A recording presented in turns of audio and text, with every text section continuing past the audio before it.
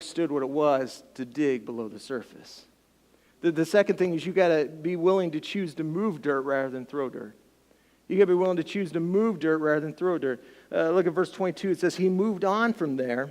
So after all these arguments, after all these quarrels, after all these frustrations, he doesn't buy into it. He doesn't get caught up in them. But it says he moved on from there and he dug another well. Can I tell you, some of you, you need to move on. You need to move on. You need to leave the scenario. You need to disengage from that argument. Maybe for some of you, maybe you need to move from that unhealthy relationship, but you need to move on because there's something that God has for you. But as long as you're engaged in argument, as long as you're engaged in accusation, as long as you're engaged in animosity, you're never going to be able to find it. You'll get stuck there. See, I loved Isaac because Isaac, he didn't get caught up in the tweets. He didn't get caught up in the late night Facebook arguments. He didn't caught up in like, oh, you want a response on this? You want I'll give you a comment. He didn't get caught up in any of that. No, you know how Isaac responded? Isaac responded by grabbing a shovel and digging another well. You know, sometimes the best response you can give people when they make an accusation against you or they come against you is when they talk, you dig. You don't say anything at all. When they lie, you dig. When they accuse, you dig. And listen, I know they hurt you, but can you refuse to take the bait?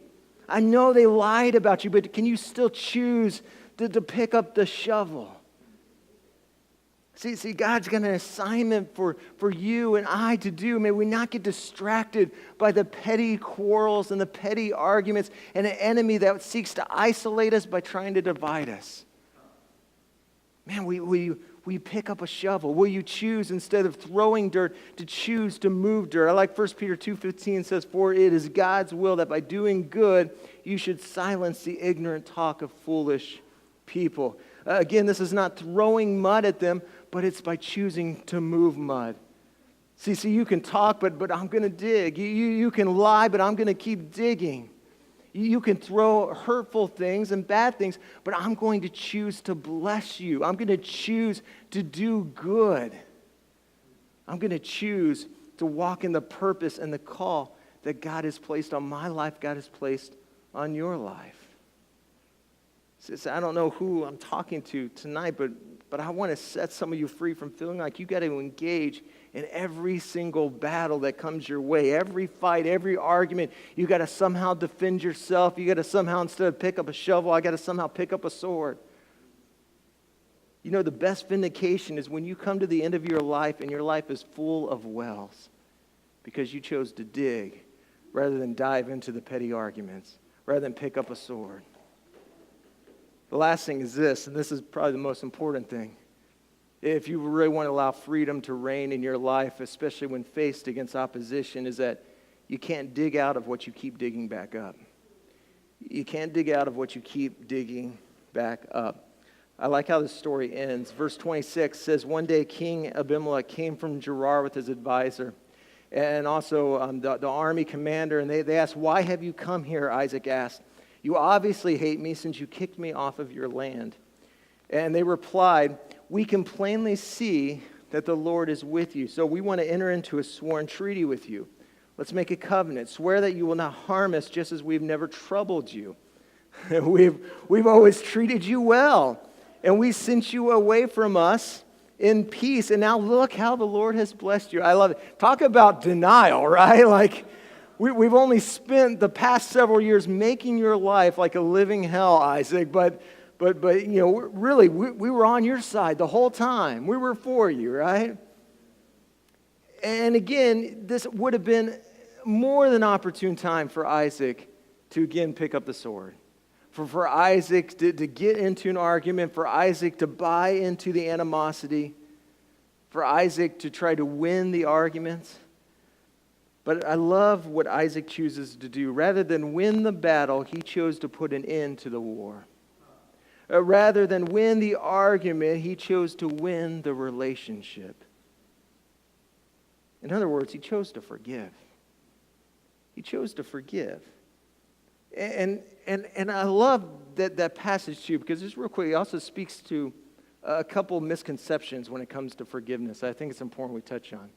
You got to understand that forgiveness and reconciliation are not one and the same thing. It's interesting here is that notice that there wasn't any real reconciliation before Isaac chose to forgive, before Isaac chose to make this agreement and kind of put a rest to the difference. I mean, there was no acknowledgement on their end that they'd done wrong. No, hey, we're really sorry, Isaac. We treated you badly. There was none of that. And listen, here's why this is important, because there's some of you that the reason you're waiting to make that choice to forgive is because you're waiting for reconciliation to come first. You're waiting for them to come and acknowledge that they made a mistake, or they did this wrong, or they did that wrong. And listen, I'm telling you, if you're waiting for that, you're going to continue to wait. And in the process, you're going to find a lot of bitterness. You're going to find a lot of resentment. You're going to find a lot of animosity growing up in your life as well.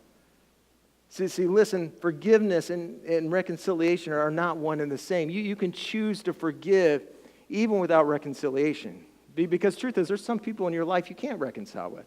They've already passed away, or they're no longer in your life. You can't get a hold of them. You can't reach them. Or you've tried to reconcile time and time again. You've done everything you can possibly do, only to no avail. But just because there's no reconciliation there doesn't mean that you can't still choose to forgive. The other side of this too is you got to understand that forgiveness is a choice. It's not a feeling. So many times like, well, I just don't feel like forgiving. Pretty sure Isaac didn't feel like forgiving in that moment. But he still chose to forgive.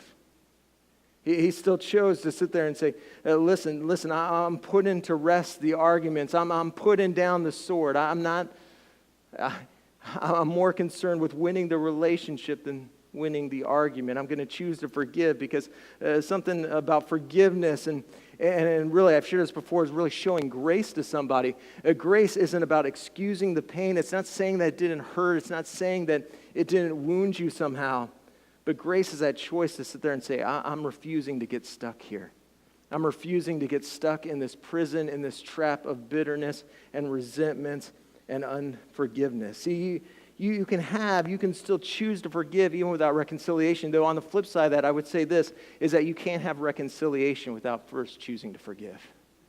Without making that choice. And for some of you, that choice to forgive, it's not just a one-time thing. It might be multiple times in a single day. It might be like, you think about what someone said to you or what someone did to you or how someone hurt you deeply.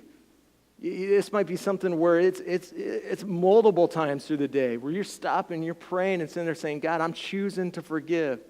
It doesn't justify what they did. I'm not excusing what they did, but I'm forgiving for my own sake so I don't get stuck living in bitterness and resentment. I'm choosing to forgive. I'm choosing to let this go. I'm choosing to move on and to move in and step into the destiny you created me for, to allow freedom to reign in my life, not bitterness. And so that's what we see. At the very end of this, it says, verse 30, so Isaac, he prepared a covenant feast to celebrate the treaty. And they ate and they drank together early the next morning. They each took a solemn oath not to interfere with each other. Then Isaac sent them home again, and they left him in peace. That very day, Isaac's servants came and told him about a new well that had dug. We found water, they exclaimed. So Isaac named the well Sheba, which means oath. And to this day, the town that grew up there is called Beersheba, which means well of oath. And I love that. Again, he had so many options to get stuck in the bitterness, so many options to get stuck in the arguments. So many times he could have gone another way, a way outside of the call that God had on his life. And yet, each time the enemy would try to get him to slow down, try to get him caught up in things that he should have never gotten caught up in.